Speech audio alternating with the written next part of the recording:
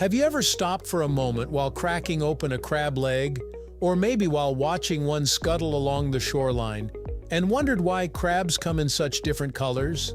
Some look strikingly blue, almost glowing under the sunlight, while others appear muddy brown, deep green, or bright red. And then there's the famous twist. Even blue crabs turn red when cooked. It's one of those small, everyday mysteries you might never think to question, until suddenly, you do. Today, we're diving into the science, the biology, and even the storytelling behind why crabs look the way they do. And as it turns out, something as simple as color reveals a lot about how these creatures survive, interact with their environment, and even end up on our dinner plates, right here on History of Simple Things.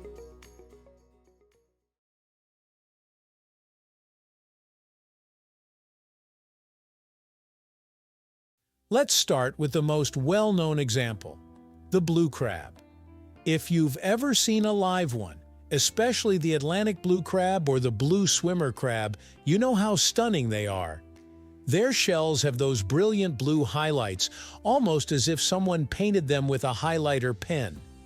That eye-catching blue isn't just for show. It comes from a special pigment called Astaxanthin, which is bound to another pigment inside the crab's shell known as Astaxanthin. Astaxanthin is the star of this story. By itself, astaxanthin is red, bright red in fact. But inside a living crab, it's tucked under layers of proteins that hide its true color. These proteins wrap around the pigment, creating different shades of blue, green, or even muddy olive tones, depending on how tightly they bind. It's like slipping a red light bulb inside a blue lampshade. The bulb hasn't changed, but the way you perceive it has. This interaction between pigments and proteins is what gives live crabs their natural look. The exact shade depends on several factors: the species of crab, its habitat, its diet, and even its age. Some crabs need to blend in with the seafloor to avoid predators, so their shells lean more toward brown or green. Others, like the blue crab, develop that striking color as part of their visual identity and survival strategy.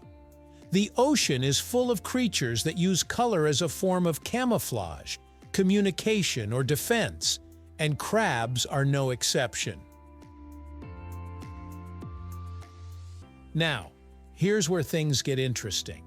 If astaxanthin, the pigment hiding behind the blue and green tones, is naturally red, then why don't we see red crabs everywhere? Well, in a way we do. We just don't see them while they're alive. Think about what happens when you cook a crab. Whether you're steaming it, boiling it, or grilling it, the moment heat hits its shell, the color begins to change. Blue, green, and brown shells suddenly turn bright red. It's so iconic that red crab has become the default image in cookbooks and restaurant signs. But this transformation isn't magic, it's chemistry. When you cook a crab, heat destroys the protein structures that were holding the astaxanthin in place. Imagine melting that blue lampshade we talked about earlier. Once those proteins unravel and fall apart, the red pigment underneath is set free. What you're left with is the true color of astaxanthin: bright, unmistakable red.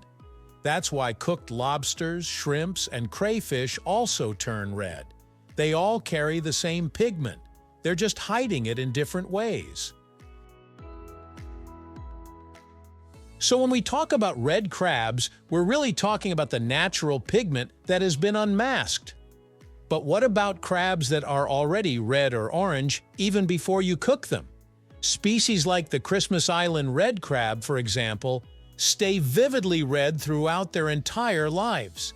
In their case, the astaxanthin is either present in very high concentrations, loosely bound to proteins, or not bound at all. Without those blue-shifting proteins, the red shines through even while the crab is alive. Now you might think, If color comes down to chemistry and pigments, what influences how much of these pigments a crab has? One major factor is diet. Much like flamingos get their pink from the carotenoid pigments in the food they eat, crabs also absorb pigments from algae, plankton, and other small marine organisms. These pigments get stored in their shells and tissues, contributing not only to color, but also to antioxidant protection, sort of like a built-in sunscreen. Another important element is habitat. Crabs living on sandy ocean floors often take on duller shades that help them blend in. This camouflage helps them avoid predators and ambush prey. Meanwhile, crabs living in reefs or rocky areas can get away with brighter or more varied colors because the environment itself is filled with vibrant marine life. There's also evolutionary advantage. Over time, crabs adapted to their surroundings based on what helped them survive. Those who blended in better or stood out in ways that benefited mating or communication were more likely to pass on their traits. So the wide spectrum of crab colors we see today is the result of millions of years of evolution, where pigment and protein combinations played major roles. But the color story doesn't stop there. Some crabs can actually change their color slightly over time. It's not as dramatic as a chameleon, but shifts can occur during molting. When a crab sheds its old shell and grows a new one, its pigments redistribute and settle differently. A newly molted crab often appears paler or lighter, and as the shell hardens, the color becomes more defined. Environmental factors like water temperature, stress, and nutrition also influence these subtle shifts. Of course, there's an emotional side to this too. Colors in nature often carry meaning for us as humans. When you think of a live blue crab, you might imagine coastal areas, fishing docks, or even summer seafood feasts. When you picture a bright red crab, maybe you think of a freshly steamed plate lined with corn and butter. These associations aren't scientific, but they show how color plays a huge role in our cultural relationships with food and wildlife. So the next time you see a crab, whether it's bright blue in an aquarium, dark green in a mangrove, or glowing red on your dinner table, you'll know there's a scientific reason behind its color.